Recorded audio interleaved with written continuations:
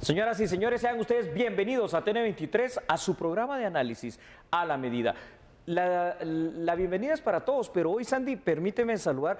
Me enteré que una niña de 7 años, habrán muchos, pero una niña de 7 años llamada Dulce Sofía Interiano dice que no se pierde un programa de A la Medida. ¡Wow! Impresionante, Julio. Muy buenas noches. Sandy, buenas noches. Enviamos un saludo entonces a esta pequeña que ve este tipo de análisis. Es interesante, la verdad, imagínate. Muchísimas gracias a todos los que están pendientes de la sintonía de TN23. ¿Qué te parece si damos inicio entonces al análisis de esta noche? Sandy, me parece perfecto, pero lo que no me parece tan perfecto son las decisiones polémicas cuando hablamos de la Constitución, cuando hablamos de lo jurídico. ¿Podríamos saber cuál es ese primer tema? Por supuesto. ¿Qué ha pasado en la Corte de Constitucionalidad? Veamos ahora un poco acerca de esta información.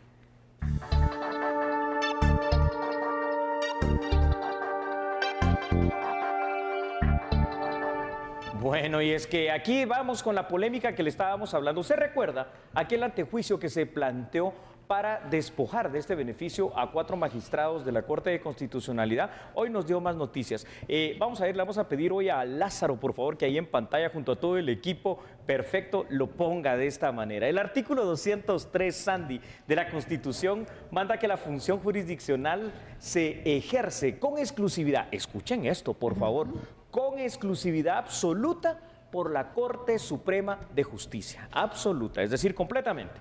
También establece, escuchen por favor, que ninguna, dice, sin excepción, otra autoridad podrá intervenir en la administración de justicia. Desde el pasado mes de julio, como ustedes recordarán, existe una pugna jurídico-política por la resolución tomada por la Corte Suprema de Justicia de dar trámite a un antejuicio contra 4 magistrados titulares de la Corte de Constitucionalidad. Ayer, 10 de septiembre, sobre este particular, la misma Corte de Constitucionalidad resolvió que la magistrada vocal 12 de la Corte Suprema de Justicia, María Eugenia de Sierra, tiene independencia para convocar y presidir el pleno que resuelva este asunto. El único gran problema aquí es que la magistrada presidenta de la Corte Suprema de Justicia actualmente es la magistrada vocal 1, la magistrada Valdés. Entonces, ¿en qué quedamos? O sea, la Corte Suprema de Justicia, que no es un poder de Estado, se mete en un poder estatal a decirles ahora quién es el presidente de su pleno. No lo entiendo, Sandy. Definitivamente no, Julio. Hay situaciones que pues quedan un poco pues con esas lagunas legales, si lo queremos ver de esta forma. No sé cómo lo ves tú, sí, porque sabemos que desde el momento en el que no se cumple, por ejemplo, un plazo con las elecciones, desde ahí ya se está fallando. Así es, y vamos a cumplir ya un año sin corte. Exactamente, el próximo mes se cumple un año y aparte de ello es que estamos entonces dándole largas y largas y largas y se están tomando decisiones, se están verificando también qué más se puede hacer, pero por donde lo veas, al final, aquí lo que viene, lo que podría resolver todo esto es que finalmente las cortes queden electas. Sí, esa es una situación clara. Pero también lo que a mí se me hace claro en este caso específicamente, Sandy, es el hecho de que un trámite tan normal como un antejuicio, que ya le dio trámite con esa exclusividad que mencionamos en el artículo 203, vaya y búsquelo. O sea, usted no me crea a mí, vaya y busque la Constitución. Ahí dice que esa jurisdicción se ejerce exclusivamente por la Corte Suprema de Justicia. En esa función exclusiva de poder estatal encargado de la impartición de la justicia, envió. ¿Te recuerdas el expediente de antejuicio? Porque creyeron en ese momento que sí había materia para que el Congreso lo conociera. Y es ahí donde empieza toda esta situación, porque lo jurídico se vuelve político con resoluciones que se sobrepasan y se extralimitan de la Corte de Constitucionalidad y que están por encima, y eso es lo que a mí me preocupa. Poder Ejecutivo, Poder Legislativo y Poder Judicial, los 3 poderes estatales al mismo nivel. La Corte Suprema de Justicia no es ningún poder y tiene una función específica, cuidar que no se violente la Constitución, pero hoy por hoy la Corte Suprema de Justicia está arriba de estos poderes. La Corte de Constitucionalidad, quiero decir. Imagínate, Julio, hay distintas posturas en cuanto a las decisiones, como por ejemplo esta que obviamente mencionamos. Y algunos dicen, bueno, sí, la Corte puede tomar sus propias decisiones, puede tomar incluso este tipo de disposiciones. Es un poder estatal. Exactamente, pero si nos vamos a la parte legal, ahí es donde queda un poco la duda. Y yo quisiera que tú nos ampliaras precisamente este punto, ¿te parece? Claro que sí, me parece perfecto. Entonces, allá en controles, por favor, vamos a poner esta otra parte del análisis que ahí tienen ustedes en pantalla, porque algunas posturas antijurídicas consideran, y esto hay que observarlo también para hacer un análisis como debe ser, que la Corte de Constitucionalidad tiene la suficiente potestad para emitir este tipo de resoluciones. Sin embargo, esto no es lo que reza el artículo 268 de la Constitución, y ya después te voy a ampliar esta situación. La Corte de Constitucionalidad debe regirse basada en la Constitución para obedecer su mandato, es decir, la defensa máxima de la ley, también máxima de la República, que es la Constitución, recordando una cosa, que no es un poder estatal. La misma Constitución establece que los funcionarios públicos solo pueden hacer todo aquello que la ley les permite sin excederse de su autoridad. Entonces, para aquellas personas que están defendiendo la postura de que la Corte de Constitucionalidad puede ordenarle a un poder de Estado quién debe de ser presidente o presidenta para una de las sesiones de pleno de un poder que es autónomo como el Poder Judicial, yo quiero decirles algo, si me lo permite, Sandy, claro. Pero no se los quiero decir con mis palabras, se los quiero decir con la ley. Otra vez, por favor, vamos a la Constitución, usted tome nota, como le repito, a mí no me crea, vaya a la Constitución y váyase, por favor, al artículo 175, que habla acerca de la primacía que tiene la Constitución, donde dice que si hay algo, alguna norma, alguna disposición, alguna resolución que violente, que tergiverse o que de alguna manera disminuya derechos que están instituidos en la Constitución,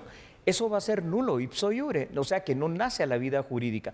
Y lo mismo lo dice el artículo 44 constitucional. Aparte de eso, el artículo 204 de la misma Constitución dice que todos deben, en este caso jueces y magistrados, porque a eso se refiere, tener la premisa fundamental que la Constitución es la que rige precisamente todas las resoluciones. Así que en esta orden de la Corte de Constitucionalidad, por mucho, Sandy, que venga de la CC, no significa absolutamente para nada que pueden ordenar qué magistrado o qué magistrada va a presidir un pleno de la Corte Suprema de Justicia. Efectivamente, Julio. Pero mira, obviamente las Cortes toman decisiones legales.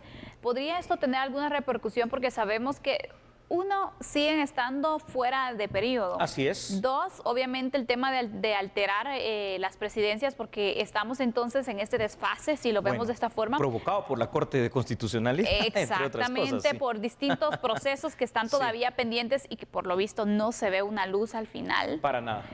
¿Qué podría pasar, Julio? ¿Podría tener algún tipo de repercusión toda esta situación que se está originando en materia legal? Sí, Sandy, muchas repercusiones y ninguna de ellas es buena. Número uno, el precedente antecedente, ya no de una vez, sino de varias ocasiones, donde vemos a una Corte de Constitucionalidad más politizada que por el rumbo legal. Una Corte de Constitucionalidad que se ha autoconstituido en un suprapoder estatal que no existe en la misma Constitución. Una Corte de Constitucionalidad que quiere mandar a poderes autónomos, como ya lo hizo con la elección de una Junta Directiva del Congreso de la República, como lo está haciendo ahora con la Corte Suprema de Justicia y como lo ha hecho también para situaciones del Poder Ejecutivo. Entonces yo aquí lo que veo por donde hagamos el análisis son precedentes, para empezar, inconstitucionales, precedentes muy nefastos, porque aunque se diga que es la Corte de Constitucionalidad, no significa nunca que se tiene que obedecer una orden que es abiertamente ilegal. Y el Congreso de la República lo hizo, ¿no? Para otros temas.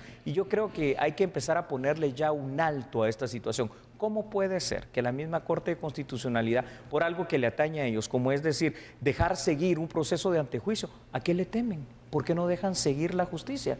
No, hagan todo este relajo que nos tiene, perdona la expresión, en trapos de cucaracha en el sistema de justicia guatemalteco. Definitivamente, Julio. Ya para ir concluyendo, Julio, tomando en cuenta entonces lo que hablábamos un poco acerca de que la magistrada vocal ejercerá funciones de presidente en la Corte Suprema de Justicia. Sabemos entonces que el próximo mes debe hacerse el cambio de presidencia, ya dejaría la presidencia entonces la magistrada Silvia Patricia Valdés. Ajá. ¿Esto se puede hacer o qué pasa? Porque obviamente sabemos que cada año tienen que ir cambiando, pero como se ha extendido el periodo de esta Corte, qué pasa, porque es una situación también creo que sin precedentes, o no sé si ya había ocurrido en otras ocasiones. Nunca. La Corte, y con esto concluyo, la Corte Suprema de Justicia tiene un mandato legal, los mandatos son perentorios, es decir, no deben de excederse. Este ya se excedió casi un año, de 5 años. Dice que el periodo de presidencia va a ser de 1 año y que no se puede repetir, es decir, tienen que ser 5 magistrados distintos de los 13. Hoy, por un mandato de la misma Corte de Constitucionalidad, la magistrada Silvia Patricia Valdés, por ser vocal 1, está repitiendo, porque ella ya fue presidenta en el periodo normal, esta presidencia que a todas luces ahí ya está violentando la Constitución. Y lo que va a pasar ahora, de una vez te lo digo, Sandy, la decisión de la Corte de Constitucionalidad va a ser nombrar al magistrado vocal segundo, y así van a ir hasta que esto se logre resolver, cosa que es un antecedente completamente antijurídico, ilegal y que violenta nuestra Constitución y todas las leyes. Bueno, vamos a concluir esta situación que se está dando, obviamente darle seguimiento porque es un tema que falta aún ver qué puede pasar.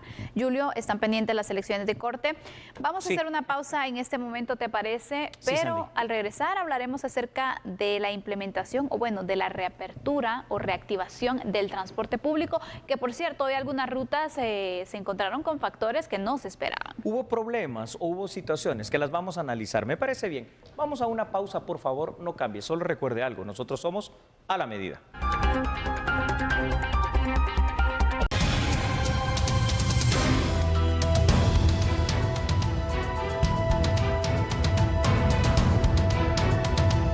De distintos municipios del sur reactivaron sus labores y retomaron sus rutas. Sin embargo, al momento de ingresar a la ciudad de Guatemala fueron detenidos por agentes de la Policía Municipal de Tránsito, quienes les exigieron una autorización municipal para circular dentro de la ciudad capital. De lo contrario, tendrían que retornar a su respectivo municipio. Los transportistas se mostraron molestos, argumentando que únicamente la Dirección General de Transporte les podía impedir la libre circulación, y aseguraron que tenían todos los papeles en orden. Lamentablemente es una instrucción verdaderamente ilegal, porque es un acto que verdaderamente viola los derechos humanos de los guatemaltecos al derecho a la movilidad, dado de que ya no existe restricción para la movilidad de la que le hablo, y todos necesitamos salir a trabajar. Están obligándolos a pagar costos verdaderamente exorbitantes por pequeños tramos, y nosotros estamos pretendiendo restituir el servicio suspendido el 16 de marzo. No tenemos por qué solicitar una autorización a la ciudad de Guatemala, pero como ustedes pueden presenciar, están cometiendo un abuso de autoridad, dado de que impiden con la PMT, con la justificación de que debemos acudir a ellos para solicitar dicha autorización. Por su parte, el alcalde de la ciudad de Guatemala, Ricardo Quiñones, afirmó que se deben de seguir los protocolos sanitarios y antes de circular por la ciudad de Guatemala se deben realizar ensayos para garantizar la aplicación y funcionamiento de las nuevas medidas de seguridad. Tenemos que proceder de manera responsable. Por un lado es lo que son permisos para operar, esos permisos de operación los otorga el Ministerio de Comunicaciones a través de la Dirección de Transportes, y por aparte es cuando se llega a un municipio la circulación. La circulación en el municipio depende, en el caso nuestro, de lo que es la EMETRA, la PMT, y hoy está EMETRA y la PMT, como lo ha venido haciendo durante estos pasados 6 meses, monitoreando y teniendo puntos de control para que se respeten los protocolos, para que se respete todo este esfuerzo en el que todos los guatemaltecos estamos luchando, y es en combatir esta pandemia. Y esto cabalmente es un esfuerzo que el día de hoy estamos reforzando y que vamos a mantener con un refuerzo y un control permanente.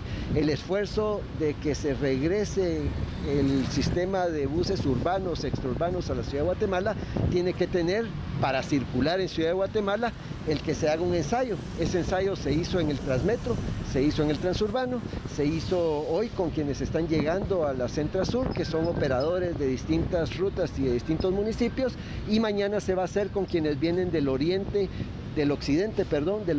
de nuestro país. Eso se va a ejecutar mañana, y la semana entrante vamos a trabajar con rutas extraurbanas, el que se puedan establecer los ensayos para el norte y para el oriente del país. Y esto tiene propósito, y el propósito es defender la vida y la salud de los usuarios. Bueno, parecen medidas drásticas, ¿no? Pero aquí hay que analizar, Sandy, si esto está de conformidad a la ley. Y yo te quiero invitar a que nos presentes esta primera información que hemos preparado para nuestra audiencia aquí en A la Medida. Por supuesto, Julio. Solicitamos a producción entonces colocar estos datos porque vamos a iniciar entonces respecto a el cumplimiento de la ley y el reglamento de tránsito, que sin duda alguna es una potestad que a nivel nacional posee el Departamento de Tránsito de la Policía Nacional Civil. Correcto. Sin embargo, el Departamento de Tránsito de la PNC ha delegado y autorizado también esta función a distintas municipalidades que cuentan con policías municipales de tránsito. Hoy se reinició el transporte extraurbano de rutas cortas hacia la ciudad de Guatemala, como el caso de los buses provenientes del municipio de Villanueva, por ejemplo. Sí. Sin embargo, haciendo uso de su potestad legal delegada, la PMT de la ciudad de la capital pues no les permitió el ingreso a la ciudad de Guatemala porque no tenían este permiso. Correcto. Vamos a iniciar con el punto claro. Yo recuerdo, Julio, que cuando inició el tema de dar a conocer, bueno, la reactivación del transporte, se había indicado acerca de una autorización que se debía dar por medio de las municipalidades para poder circular.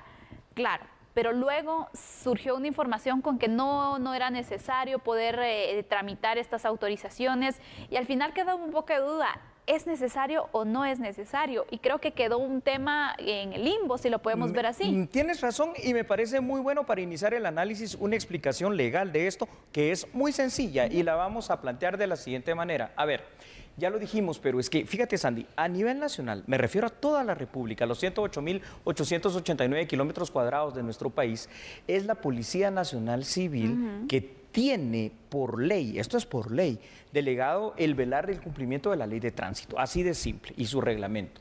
¿Qué pasa? La Dirección General de Transporte tiene que ver con el tema del transporte específicamente, como estamos viendo, en cuanto al funcionamiento de los buses, en cuanto a la coordinación, en cuanto a cómo funciona este servicio público. Pero, ¿qué pasa?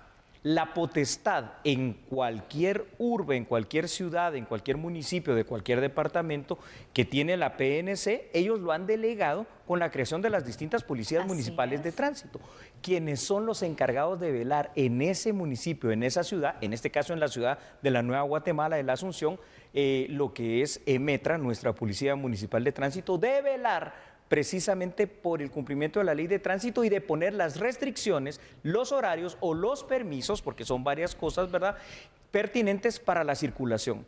Ya lo decía el alcalde capitalino, Ricardo Quiñones, no permitieron el ingreso de estos buses simple y sencillamente porque no se han hecho las pruebas, como sí lo hizo el Transmetro, como sí lo hizo el Transurbano, como sí lo hicieron algunas rutas, para poder probar que efectivamente se esté cumpliendo con el aforo y que se esté cumpliendo con las medidas de bioseguridad. Es importante, Julio, pero mira, también sabemos que tal vez la información no quedó clara, pero es importante que al momento de que, y eso es un llamado para las otras rutas, para los otros medios de transporte también que vayan reactivando sus labores, que al momento de poder iniciarlo puedan verificar precisamente en las municipalidades donde van a circular si hay algún tipo de requisito, porque sabemos también que las municipalidades toman ciertas medidas para prevención también del COVID-19. Es correcto, Entonces, es necesario poder abocarse con las municipalidades para verificar si existen requisitos para poderlos cumplir, ¿no? Mira qué bien, casi para finalizar ya este tema, ¿verdad? Porque aquí la cuestión es más coordinación de la Dirección General de Transportes con las distintas municipalidades, no solo con las de Guatemala, que tengan a su cargo policías municipales de tránsito, porque el día de hoy los más afectados no fueron los buses, no fueron los pilotos, fueron los usuarios que al final de cuentas quedaron allá en Centrasur y tuvieron que ver de qué manera se transportaban y no era esa su solución, ¿verdad? Entonces, como ya hay una mesa de negociación entre los transportistas y la Municipalidad de Guatemala, sería bueno involucrar a la Dirección General de Transporte para llegar a los consensos pertinentes, hacer los ensayos respectivos, verificar que los protocolos que tú mencionaste se cumplan y que el servicio de transporte público de rutas cortas extraurbanas empiece a funcionar como debe de ser. Sin duda alguna. Recordemos que ahora hay que adaptarnos a las distintas medidas y obviamente cada sector lo debe realizar, así que es importante también informarse de las fuentes oficiales en este caso para de esta forma poder cumplir con esos requerimientos y que no pase lo que hoy sucedió en cuanto a incumplimientos a los mismos y por lo tanto no pudieron iniciar labores. Bien dicho, Sandy. Seguimos con la información aquí en A la Medida. Y en otras noticias, el presidente de la República, Alejandro Yamatei, junto al ministro de Comunicaciones, entregaron un tramo carretero que fue mejorado en Huehuetenango. El presidente Alejandro Yamatei indicó que Huehuetenango es uno de los departamentos priorizados para la inversión en infraestructura junto a Quiché, Alta Verapaz, San Marcos y Quetzaltenango. Resaltó que el proyecto de mejoramiento del tramo de Camoja a Santa Ana Huista, Huehuetenango, beneficiará a 8 municipios de la región. Nos hemos dedicado a este departamento de Huehuetenango porque es uno de los departamentos que necesitamos mejorar su productividad. Necesitamos mejores carreteras para que el café, el mejor café del mundo que se hace aquí en Huehuetenango, pueda llegar rápido a su destino. Necesitamos que la producción agrícola mejore. Y necesitamos, teniendo buenos caminos, lograr traer los programas de desarrollo a través de los distintos ministerios. Además, el ministro de Comunicaciones, Infraestructura y Vivienda, Josué Lemus, informó que se tiene contemplado una inversión millonaria para infraestructura y carreteras del departamento. Se van a invertir más de 500 millones de quetzales en varios proyectos que estamos a punto de arrancar. Estamos ya iniciando los trabajos en San Pedro Necta, allá de Zipacapa a Horno de Cal también, que conecta San Marcos con Huehuetenango. Vamos a estar trabajando también en el norte, allá por Santa Eulalia. Son varios proyectos. Con los proyectos de recuperación de las carreteras, se espera mejorar la economía de la región. Este es un excelente momento para ir a una pausa, pero el tercer tema, Sandy, ni tú ni los televidentes se lo pueden perder. ¿Sabes de qué vamos a hablar, verdad? Así es, el caso Sicavisa. ¿Qué pasará ahora? Porque sabemos que obviamente es un caso que debe seguir porque hay personas que todavía están siendo investigadas y deben enfrentar este juicio. Al volver tenemos todos los pormenores. Claro que sí, 9 años después, pero bueno, así va a ser, ¿no? Somos a la medida.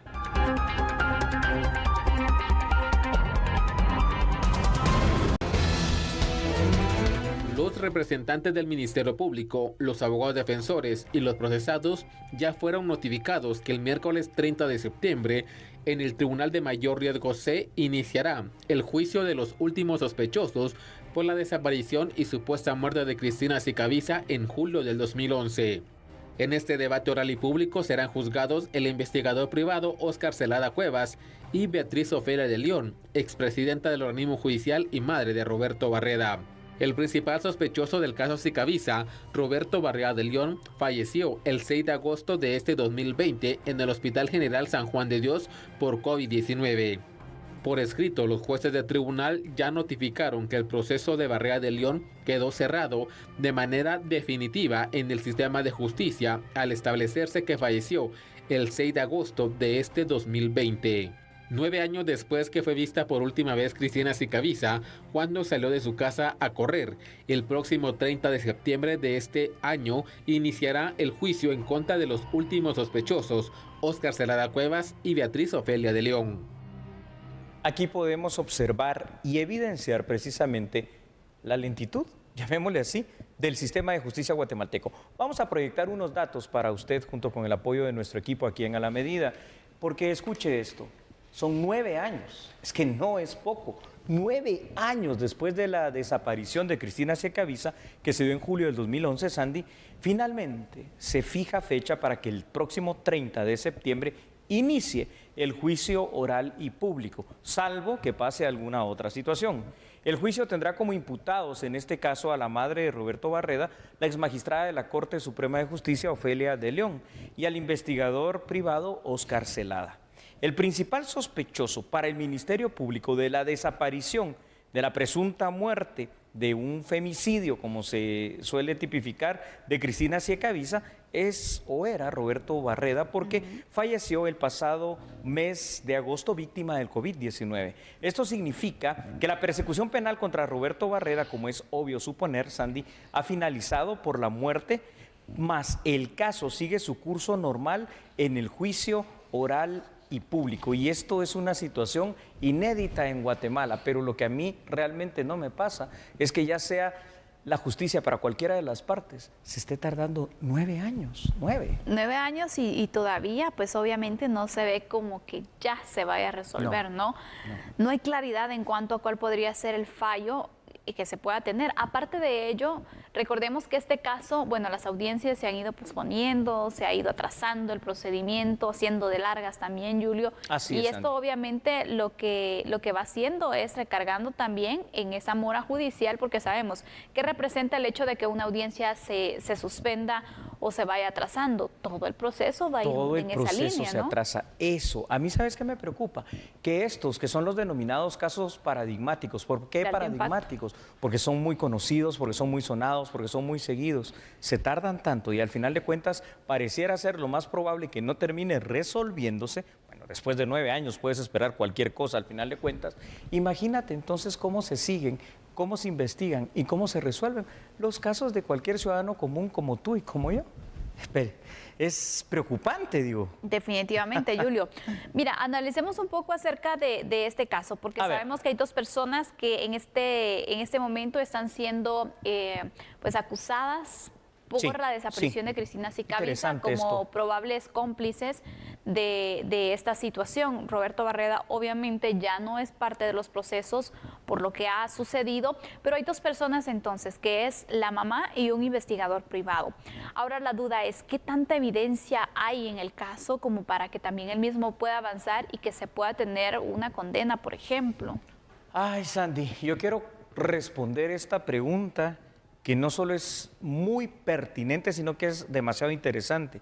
Pero quiero apoyarme con unos datos, no para responderla, sino para complementarla, porque la principal evidencia, que es un cuerpo, en este caso el de Cristina Sicavisa, ni siquiera se sabe en dónde está, no ha aparecido. Y el principal sospechoso, en este caso Roberto Barreda, de este delito que es un potencial femicidio, pues ya murió. Interesante. Veamos estos datos, porque entonces aquí vemos las consecuencias de nuestra justicia tan lenta. El caso de Cristina Sicavisa se convierte en un caso paradigmático de la lentitud en las investigaciones de los casos penales en Guatemala. A pesar de su publicidad, a pesar de la cobertura periodística y a pesar de contar con las supuestas pruebas y hasta una colaboradora eficaz, que era la señora de servicio doméstico de la casa de Cristina Sicavisa, ha sido un tiempo exagerado. 9 años es demasiado.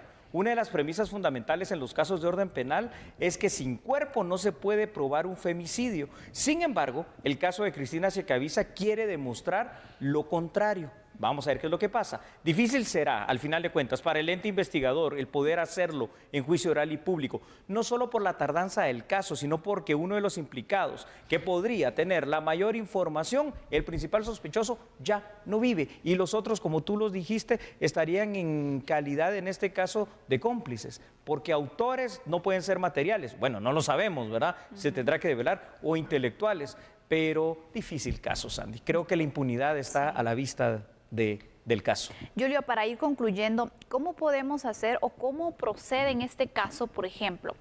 Estaba la acusación en contra de Roberto Barreda por ser el principal sospechoso, pero obviamente como ya no se encuentra él con vida, ya no hay forma de continuar y averiguar si es culpable o es inocente.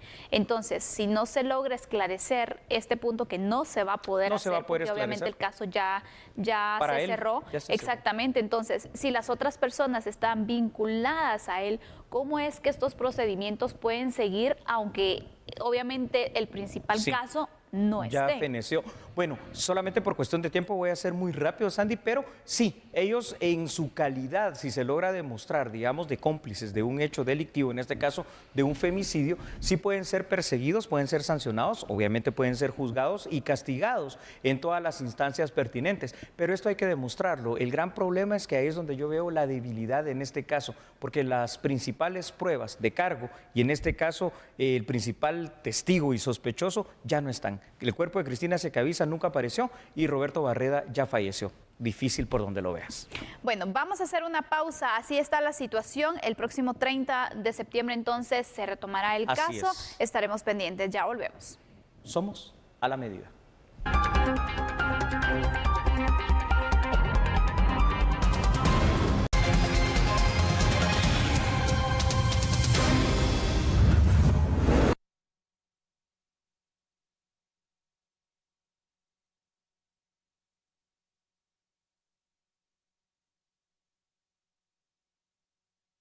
Antes del sector justicia, el Instituto de la Defensa Pública Penal presentó el informe del primer año de gestión.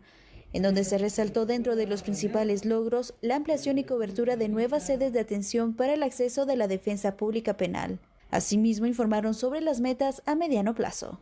El primer logro principal para la administración actual es la ampliación de la cobertura, derivado a que hemos abierto nuevas sedes dentro de lo que se encuentra Concepción Tutuapa, Comitancillo del departamento de San Marcos, Santa Cruz Varillas y San Mateo Ixtatán del departamento de Huehuetenango, así como San Juan Osturuncalco en el departamento de Quetzaltenango. Las metas que se tienen es la construcción de por lo menos 8 sedes para evitar el pago de arrendamiento para el tema de instalación de oficinas.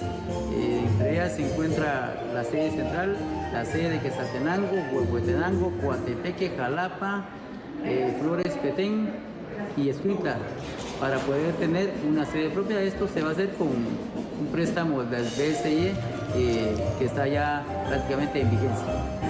El director del IDPPI, Donaldo Fuentes, agregó que durante la emergencia sanitaria causada por el COVID-19, las jornadas de defensores han sido por turnos como medida preventiva. Los defensores han trabajado con un sistema de turnos, es decir, hemos privilegiado la salud y la vida de nuestros colaboradores y a la vez no hemos dejado de prestar el servicio, de tal manera de que aún con el toque de queda nosotros hemos atendido a todas las personas que nos han requerido la prestación del servicio.